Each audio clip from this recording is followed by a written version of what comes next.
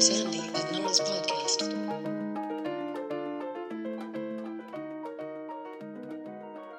Hey, Nora. Hey, Sandy. So if I sound a little different to you, dear listeners, I'm coming to you from on the road. I'm in New York. I just attended Assata Shakur's memorial, and what an amazing woman! Like what a life lived. What an incredible amount of people that she inspired.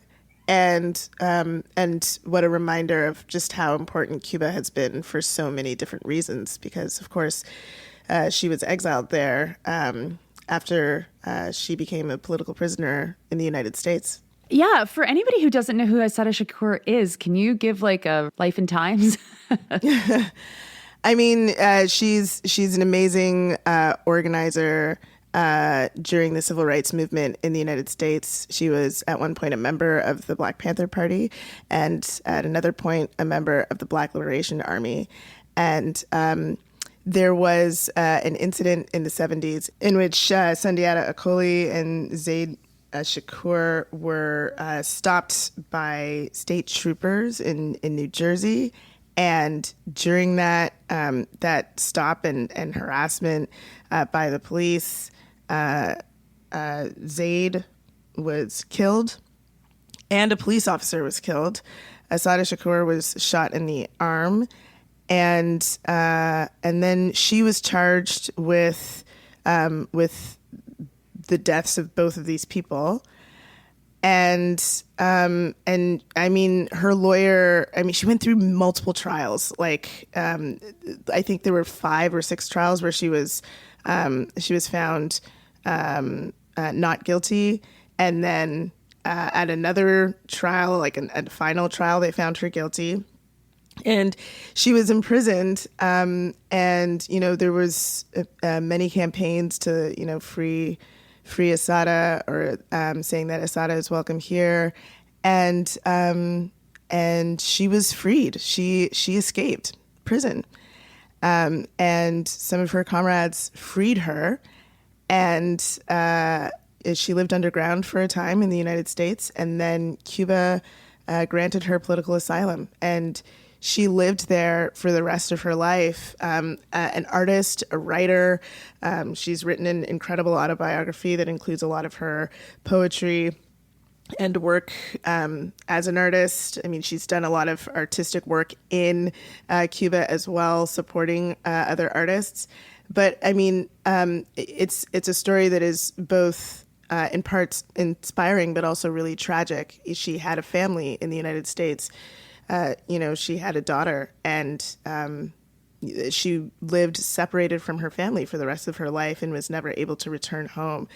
And it's one of those things, you know, I remember when Barack Obama was elected, there was a bit of a campaign, like people thought that maybe she would get a pardon. And that, of course, didn't happen. And what happened instead was that the FBI put her on the most wanted list in like 2012. Like, outrageous. Wow. Yeah. And then they put a bounty on her head, which is like against international law, but that's neither here nor like that's another part of the story.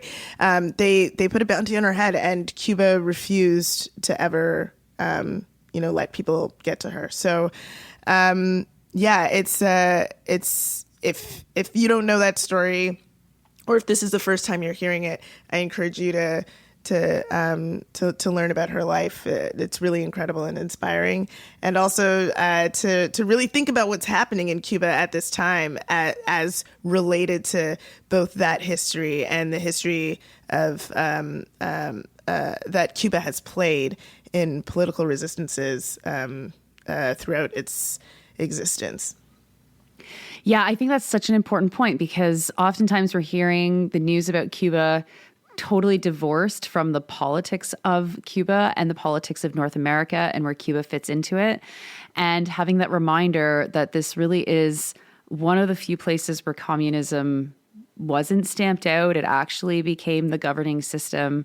It's pretty incredible, especially given how close they are to the United States and how much the American blockade really, really challenged the island to exist. You know, like when you can't get certain items that you need to survive from the landmass that's the closest to you, it really is going to distort how your economy operates and how you try to, organize society. So that must have been kind of amazing and probably sad, but I imagine a little bit uplifting as well to be reminded of Assata Shakur's incredible life and incredible actions. And it makes me want to pull my hair out when I think of what the Canadian government has done when it comes to Cuba, which is a whole lot of nothing, especially given that, up until the pandemic, 1 million Canadians a year visited Cuba. 1 million a year. Yeah, it's really incredible. It's wild. Like I remember being an undergrad and having a roommate who was from the United States, and at one point, the four of us who were living in a place together, we're thinking maybe we should try to go somewhere. Maybe we could save up and go somewhere during spring break. And one of the things that someone mentioned was Cuba, and this woman from the United States flipped out. she was like, she was like, you guys, you can't get to Cuba. And the rest of us were all shocked. We were like, what do you mean we can't go to Cuba? And she's like, you can't just go to Cuba. She's like, it's devastation there, number one, but also no one can just go to Cuba. And then we were like, oh, you're American. Tell us more about what you think Cuba is like. This is really weird to be hearing this from this perspective.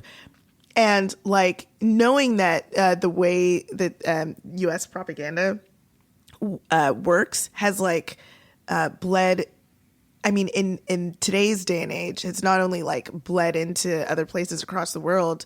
The U.S. is really flexing in trying to, and has been successful in really cutting off Cuba from the rest of the world. I remember hearing from my mother as I grew up, who's from Jamaica, about the relationship between Jamaica and Cuba and the relationship that Cuba had with the rest of the world in providing medical resources everywhere, and just how important they were as a country, and how those relationships have really been stamped out in the last year as the Trump regime has really focused on trying to destroy Cuba. And God, there was a point during the memorial where one of Assata Shakur's lawyers, Lennox Hines, addresses the crowd in giving his remarks, and he says to the CIA operators in the room, and everyone just kind of starts to laugh a little bit, and he was like, "We know that you're here. We have a message to give you. We all here in this room are supporters of Cuba, and we're all over the United States, and we have connections outside of the United States and across the world. And we know that in this time, we have to organize and to do what we can to preserve, to help people in Cuba to stand up against the United States government, and to do what we can to prevent what's happening." And, truer words never spoken. And it is really devastating to see how easily Canada has just fallen in line and just, made some statements and has not really done much else. Mm-hmm. Yeah, no, totally. And even if you look at how Canadian media covered the news that the United States has, quote unquote, indicted Raul Castro, the United States can't just indict international dignitaries. What are we talking about? Right? So ridiculous. It's totally ridiculous, but they said that they indicted them. And so across Canadian media, it was oh, Donald Trump has indicted Raul Castro. This is a normal thing. They are allowed to do this. And the history between the United States and Cuba is very, very deep. And it goes back, more than a century. at this point, it's 2026, much more than a century.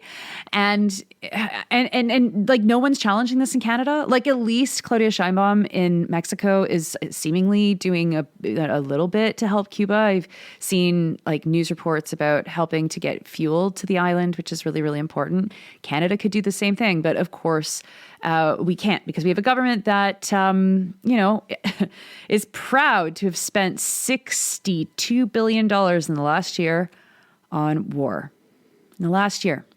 Incredible.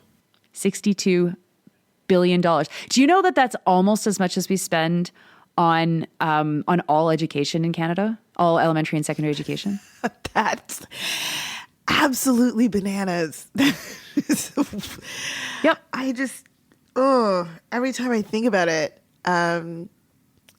just like what a waste. What a waste. What a fucking waste that is while people are fully struggling. Yeah. This intro has gone on quite a bit longer than expected. How are you? I'm fine. My latest book is in, and now I am ready to get back to all the work that I've been neglecting. So, ooh, I love that for you. Congratulations. Oh, thank you. I'm doing really good. I'm especially doing good because last week we launched a fundraiser. And Sandy, have you been watching this? I haven't been watching it. I checked it yesterday, and I was like, whoa, like y'all, like thank you so much for helping us to reach at least the halfway point. How are we doing now? Oh, yeah. Thank you so much to everybody for your support. We are at $7,100, so $7,175. Our goal is $10,000. We'll take more, though. Every extra dollar that we get, we will be loving putting more money into this project. But at $5,000, that was our goal to be able to at least put the call out, because $5,000 is also enough to do an investigation of sorts. I mean, that's more than I'm paid for pretty much anyone. So we will be putting together the call for applications. We do not have a journalist in mind for this. This is not for Sandy or I. This is for someone new to help us out with this work. And the call for applications, if you are interested in it, just so you know, we are not likely going to ask you for your CV or anything like that. We're going to want to see examples of similar work. So, bylines from other investigations that you've done. And what we will likely be asking, I'm saying likely because I haven't done this yet, but I think what we're going to be asking is for you to just describe how you would approach investigating the influence of pro-Israeli movements on the coverage of Gaza and Lebanon and Iran and, just stuff inside of Canada as well. So if you're wondering how can you get this position, we'll probably post for maybe a week so that people have the time to get their stuff together. We won't ask for anything too difficult to prepare. But I know there's a lot of folks that are really keen to do this work. So if we hit 10,000 plus, maybe we can turn this into a team thing. Maybe we can get like a more seasoned journalist to work with a less seasoned journalist. This is kind of what I'm imagining. So we'll see. But thank you so much for your generosity. And I can't wait to see what we're able to do with this. Yeah, me neither. This is really, really necessary. So yeah, thank you so much for your generosity. And we have more people to thank as well, because of course there are those of you who are helping us to make this podcast every week. Nora? Yes. Thank you so much to everybody that shared last week's episode or responded to it. And thanks so much to everybody who donated for the first time, specifically someone, Jamie and Chris. Thanks to you three. Thank you so much. Sandy, have you seen this news that Canada, so we're in this era of like restricted immigration. No one can come to Canada unless they have all of these very specific points or they fit exactly into our economy in this way or that way. With a new exception, there has been a change in legislation that is allowing people to seek Canadian citizenship if they've had an ancestor who is Canadian. Have you seen this? I mean, yeah, I saw it because you sent it to me. I didn't see it because it's like big news or anything like that. which is interesting, given how much immigration is like such big news. But this in particular, this like immigration by ancestry new rule is not big news, even though I'm just reading directly from an article from the CBC now. In the first 3 months since the change, Immigration, Refugees, and Citizenship Canada issued proof of citizenship certificates to 4,075 people under citizenship by descent provisions in Bill C-3. Half of them Americans. Half of them Americans. Isn't that something? Given like all the ways that people have talked about immigration and how much immigration is the problem in this country, there's this like weird fast track to becoming Canadian that doesn't seem to be being talked about as like skipping the line or anything like that. Any of this like rhetoric that we've been hearing to demonize people who are from, definitely from specific countries, darker skinned countries, or countries where people tend to be darker skinned. But here it's not talked about like that. No. Isn't that interesting? It is so interesting. It's like, the first time I saw this news, it was actually being reported in a Vermont newspaper, I think, about immigration. So it was like very, very specific. And they were estimating that millions of Americans could be applying for Canadian citizenship at some point soon. So what happened was there was the federal government was received a court decision saying that it was discriminatory that Canada was not granting citizenship to people whose, like, I don't know, descendants are Canadian. Now, I mean, usually it would be like parents, but the court said to just limit it at parents is not constitutional. And so the federal government came back and said, oh, okay, sure. So it's just going to be anybody. Now, what I kind of love about this is it shows how absurd Canada's immigration policies are and our relationship with the United States really is.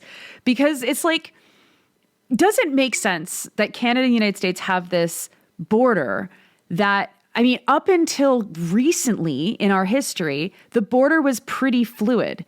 And for many of us, I would even go so far as to say most of us, when our families immigrated to Canada, most of us whose families immigrated to Canada, they usually had to make that decision. Do we go to the United States or do we go to Canada?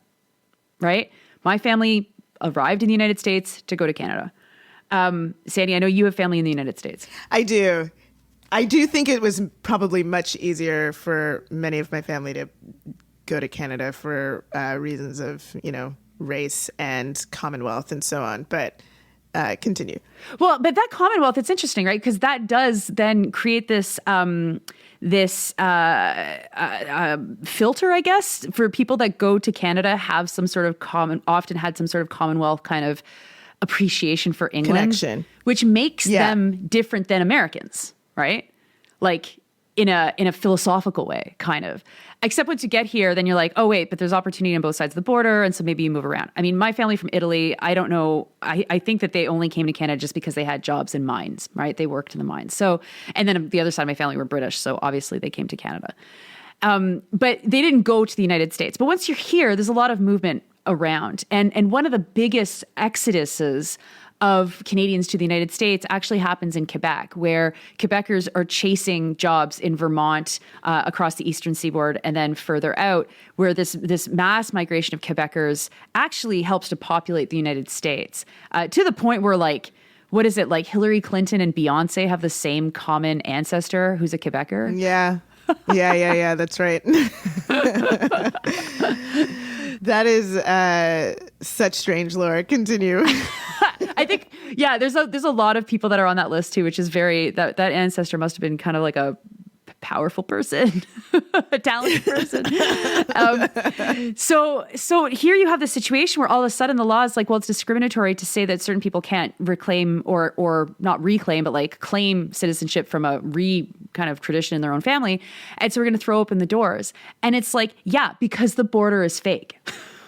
Like that's like the one way I'm like, yeah, because the border is fake. Because people did for many years go back and forth the Canadian American border because the border is fake. The other way that I look at this, which is kind of like the exact opposite way, which is like, oh, is this our South African refugee crisis? Wow. Yeah, I mean, well, this is in part like what this article is talking about as one of the issues is that there's a lot of interest. Again, like half of these approved requests for Canadian certificates of citizenship are coming from Americans. And there's a lot of folks who are deeply concerned about what's happening in the United States. And the person who wrote this article spoke to an immigration lawyer whose clients who are seeking help in getting these certificates are concerned about laws that are attacking trans family members or potentially new laws that could come into effect attacking queer family members or are concerned about all of the warmongering that's going on in the United States. And like people here are concerned about a draft. Like people here are very concerned about a draft. Like I feel like I have a conversation about a potential for a draft at least once a month from someone who is nervous about it. And that is another thing that this immigration lawyer has cited that people are talking about. So yeah, it does kind of look like this becomes a way for people to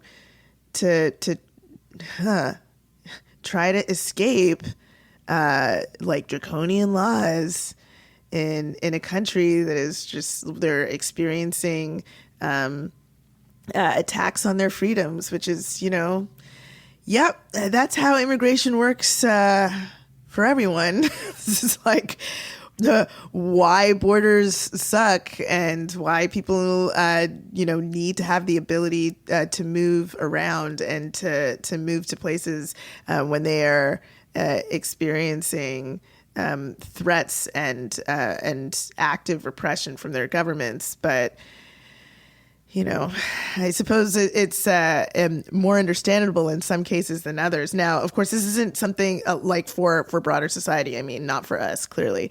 But like, this isn't like a law that was changed, but it is a law that like is weird and funny, right? Because it's not like where do we count back from? What year do we count back from to say like you have a Canadian ancestor?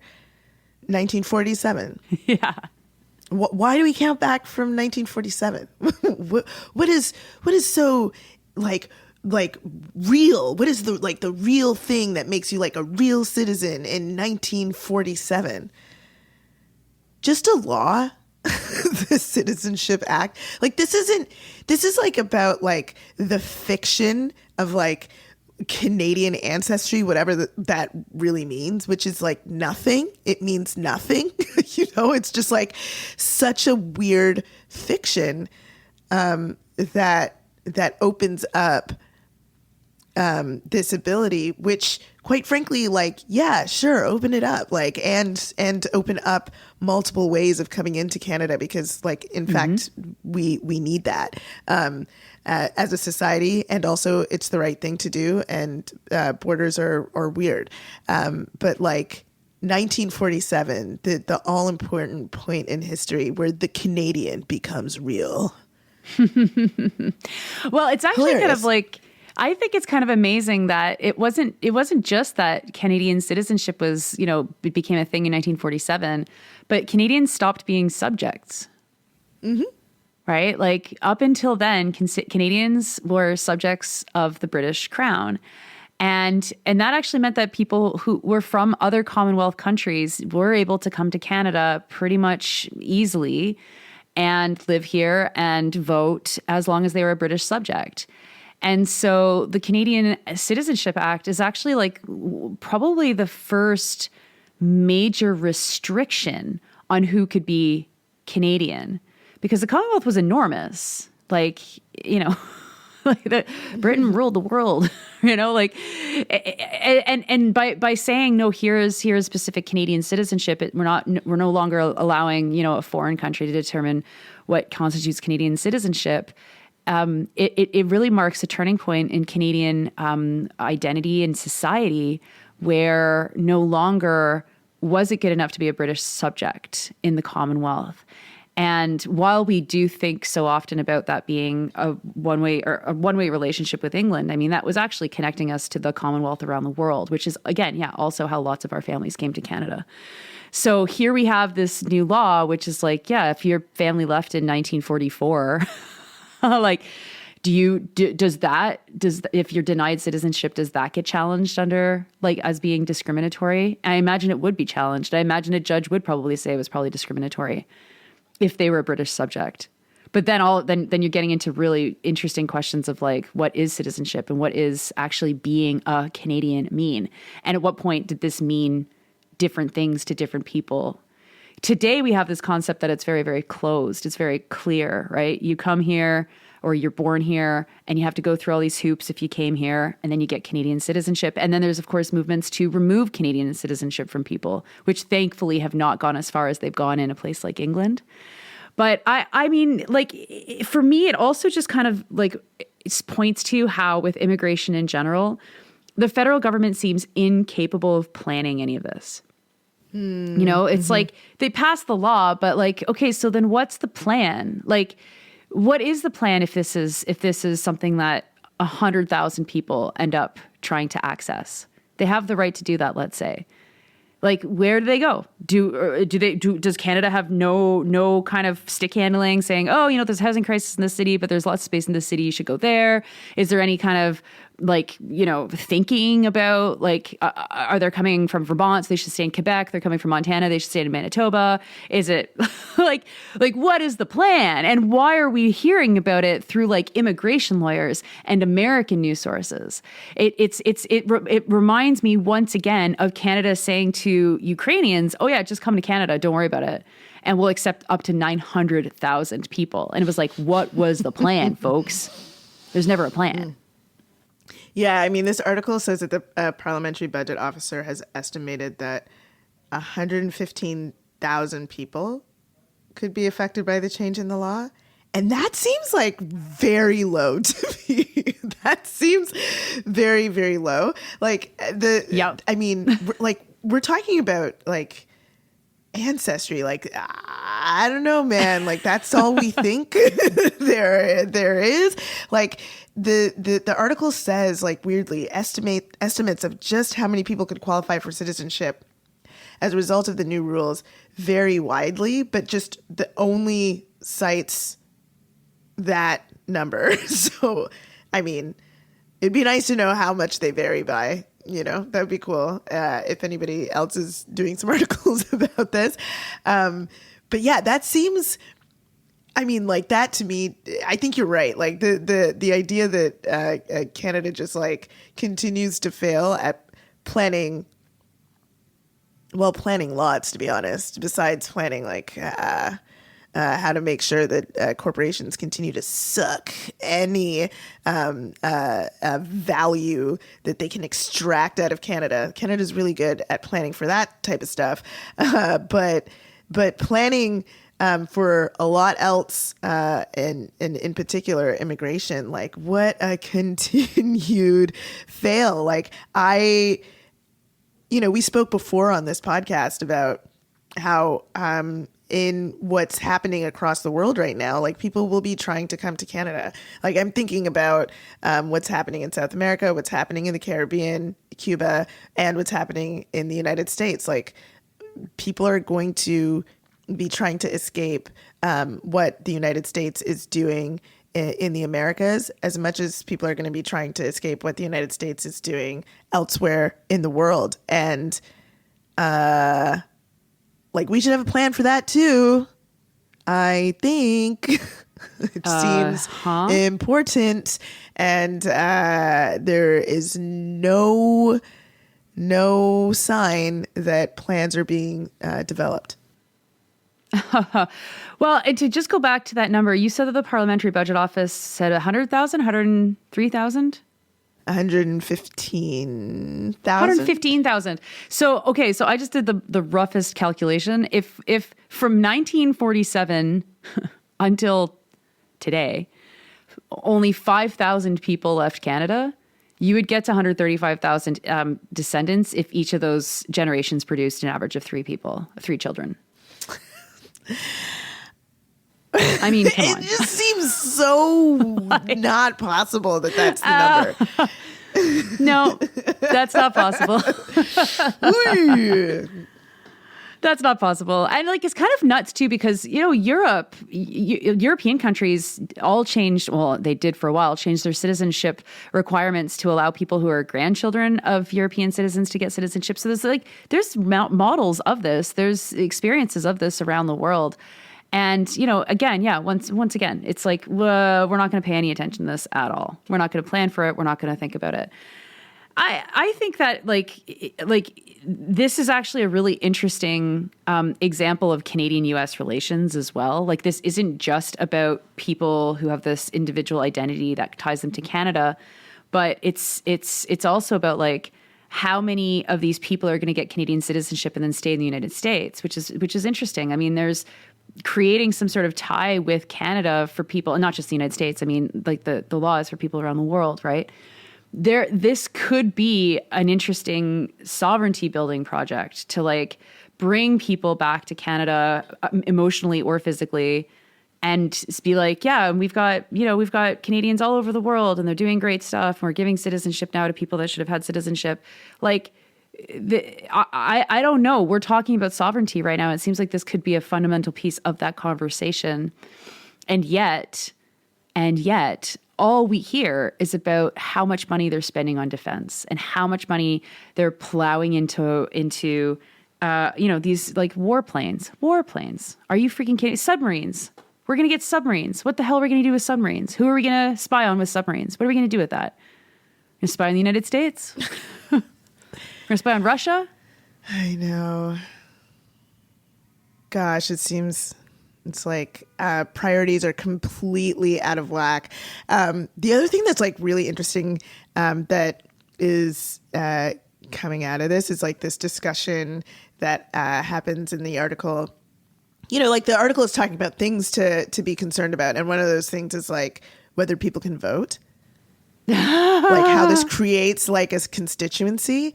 Elections Canada in this article confirms that people who have not lived in Canada but do qualify under this citizenship by descent are not allowed to vote because they have not lived in Canada at some point in their life. They would have to live in Canada in order to get the ability to vote, which is like an interesting little wrinkle too. And I say that because of course, how much the rhetoric against immigration in the United States has become really tied into votes and voting. This like complete fiction in the United States that like all of the immigration and increase in immigration that the United States had seen over the last decade or so was like tied to the way that people were voting, and that people who were not citizens were voting, and like that's all fiction, right? And that it was like a plan to like get the Republican, like to kill the Republican Party, which it's like, if it was, terrible plan. But that rhetoric in the United States is like super live, obviously, and of course.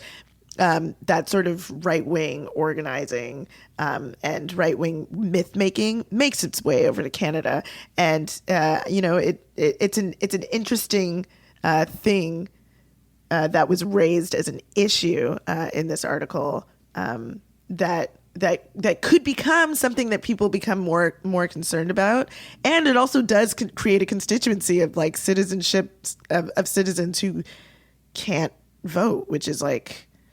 I mean, I suppose that constituency already exists, but it certainly is possibly making that constituency much, much larger. Yeah. Like the question of voting is a really interesting one because, Canada has created in the last 20 years this working class of people who have no rights in Canada, right? So people who temporarily live here and who are expected to leave when their job is finished, unless they're able to, through certain kinds of pathways, get permanent residence. But by and large, temporary workers are supposed to be temporary, and they can't vote. And it's kind of amazing to me how, we went from a society where the working class at the very least could vote to now the most marginalized among the working class have absolutely no franchise rights in Canada. And like the history of franchisement is really interesting in Canada. It goes right back before Confederation to groups of citizens mobilizing to try and get more power from the colonial authorities. The fight for the right to vote it came from radical organizing in Quebec, in Lower Canada, from Les Patriotes and Les Canadiens. There was, of course, there were rebel movements in Upper Canada and in Nova Scotia, but they weren't as clear-eyed and they weren't as uncompromising as it was in Lower Canada. And, there people were fighting very, very hard for full citizenship rights for everybody. Louis-Joseph Papineau served a motion to abolish slavery in 1799, which didn't pass, but that was a part of the movement for Les Patriotes. Their rapprochement with the Mohawk community was terrible. They thought that the Mohawks would just be obviously on their side. Didn't really work, but it's a fascinating bedrock to the history of voting in Canada.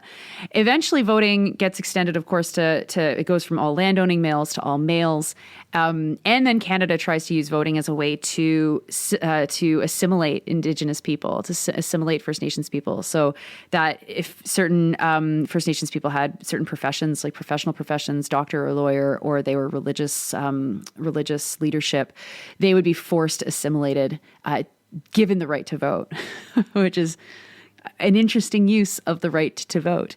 But that franchise was always fought to be expanded to be universal, to hit everybody. And so, fast forward to today, there's nowhere in Canada where non-citizen residents are allowed to vote. Even if they're allowed to vote in leadership races or party races or for local nominations, which is, I think, very strange that because they're not allowed to vote by Elections Canada rules, but you're allowing parties to run that's where you get some real questionable practices arising. They can fund campaigns. They can fund third-party campaigns. We'll take their money, but they can't vote.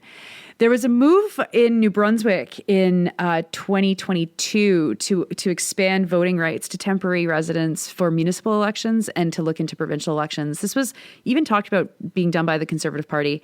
And because I've been researching this for my book, I was like, oh, wow, did they do it? I'm looking around the news. I can't see it. The line was oh, it's happening. It'll be for the 2026 election. And I called Elections New Brunswick and they're like, oh, what? What are you talking about? So I guess that didn't happen.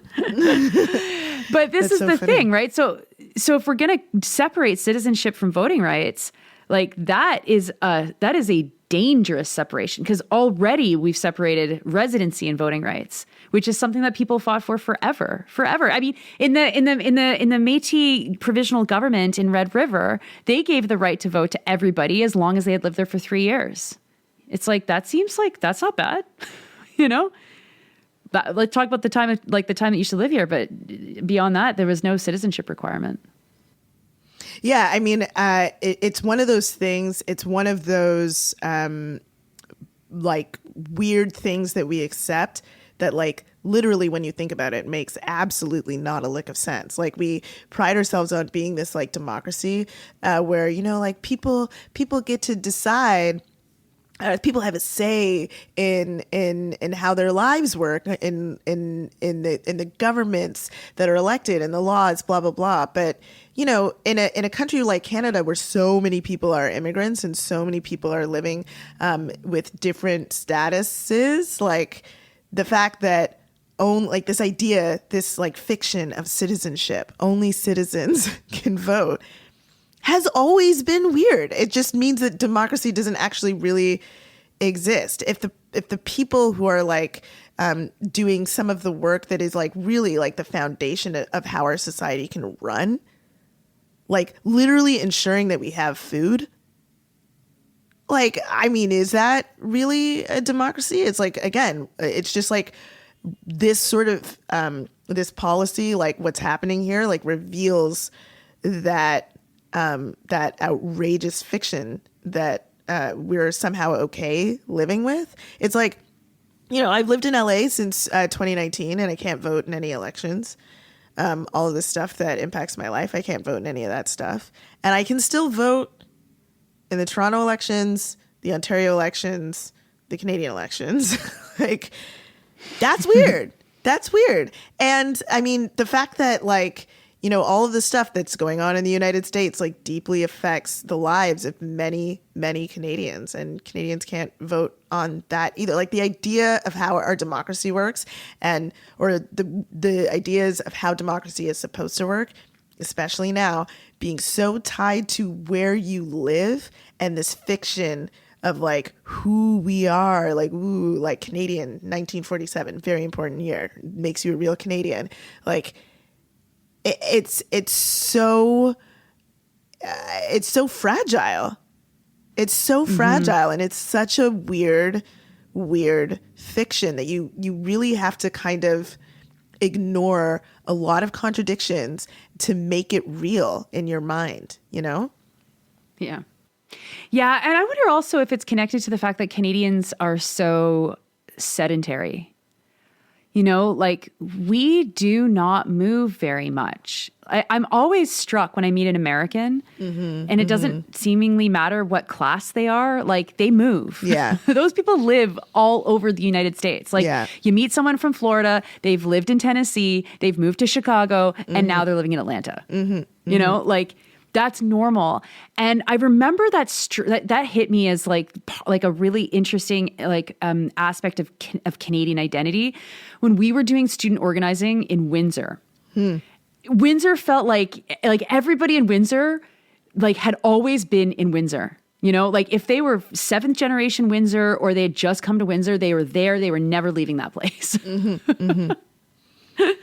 And I think that's by and large how Canadians are. I mean, I'm stunned by how many kids in my kids' classes whose parents went to the same school. Yeah. I'm stunned at how little my classmates have moved anywhere. I mean, oh my God, I was looking up someone's name recently because I saw their last name, which is kind of a rare last name. I was like, oh, I wonder if this person's related to the person I went to high school with. I Googled that person's name, and I'm like, oh, they're still living in Milton, working in Milton. Like, like, no one moves. And that's not a bad thing. Like, you know, there's a lot of really great aspects to being able to build such a deep community, like when you just don't leave your community. But I do think it warps people's minds into thinking what, like, a real person that lives in that community is. Like, we vote every 4 years because that is the span of time we expect people to be somewhere, like, for the decisions to be made. City council is not making decisions necessarily that are for 80 years into the future. Some of their decisions are, but by and large, it's like, my garbage collection isn't working. The roads sucked this winter. Let's fix them for next winter. Oh, you didn't like this gang? We're going to throw them out in 4 years. Oh, you weren't here 4 years ago, but now you are. You get to vote. Now you get another 4 years at this, or even less if it collapses or whatever. And so I think that's a real, like, it's kind of a problem in Canadian identity. Like, we're just so sedentary. We're so sedentary. Yeah, that's an interesting point. Like, moving here, that is like one of the major differences between Americans and Canadians, clearly, is that Americans, like, very much will move. But there's also this piece too, in Canada, even if you do move, like, say you move for school or something, like, Canadians go back home. To where home was. Like, it's a very common thing to, like, meet, even over here, like, when I meet Canadians, like, they always tell me, like, when they're going home and where they're going home to. You know, like, people tend to want to go back to their communities. And that is just an interesting, hey, we found a piece of Canadian culture, Nora. The thing that makes Canadians, they go home. Okay. It's Tim Hortons and the sedentariness. I mean, that makes total sense, doesn't it? Like so much of our anxieties come out of losing our home. And you think it's like, well, why are Americans different? I don't understand. Yeah, Lord knows every vacation I get, I go home. Like, I have no choice. Yeah, you know what? I don't know. And that's something to explore. But there is like, I think part of it has something to do with the American relationship to work. Because, very often people are just getting job opportunities elsewhere, and Americans will move at the drop of a dime for work. Wow. Like, for a career, like I've seen that. Like, it's incredible. Like, after I graduated from school here, people just farmed out. Like, people are like, wherever they got jobs, they were gone. It was like, wow, like, without thinking too much about it. It's like really, really interesting. Well, and also, I mean, Sandy, I remember like wondering what it was going to take for you to leave Toronto. And I thought that you'd have to be crowbarred out of that city. Oh, I'm going back too. Like, I talk about it all the time. Like, I am of, if there's a thing that makes me Canadian, that might be it. I am absolutely, there's no doubt in my mind. I am not going to live in LA forever. Like, that, I can't. I have an intention to return home. Absolutely. In which case, yeah, you'll have to crowbar me out unless you make the suggestion in the dead of winter, in which case it'll be easier. The one thing that I think is worth mentioning before we finish is that, in discussions about who's able to vote and what levels of government should people be able to vote in, and I believe all, there are some pretty historic attacks happening in Ontario against municipal democracy. And the attacks are coming so fast and furious that like the very few journalists who are on this, like they are on it. And anybody in Ontario probably knows the people to watch to talk about Doug Ford's attack on local government. But if you're outside of Ontario, it might be hard to see because it is coming so quick. So the Ford government has...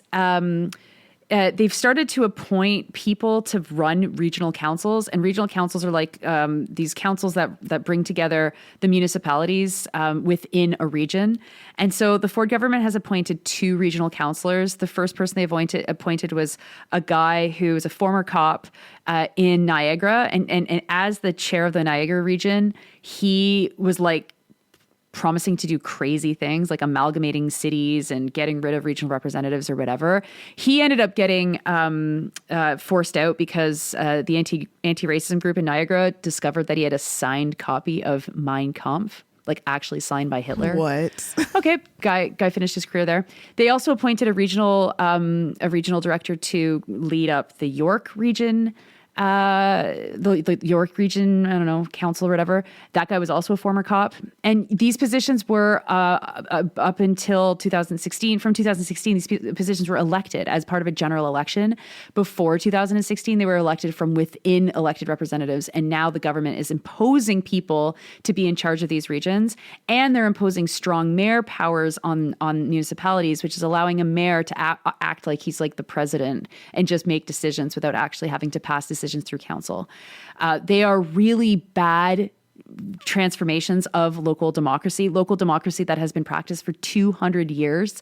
And I know that municipal watchers are really on top of this. Many municipalities are fighting back as well. But I think that this is ground zero for fascist creep, folks. Like, Doug Ford wants to have a provincial municipal world where he controls the strings, and he does not want city councillors or town councillors getting in the way. And I think that this is being watched from across Canada, and I imagine we're going to start seeing other municipalities, other provincial governments, experimenting with this as well.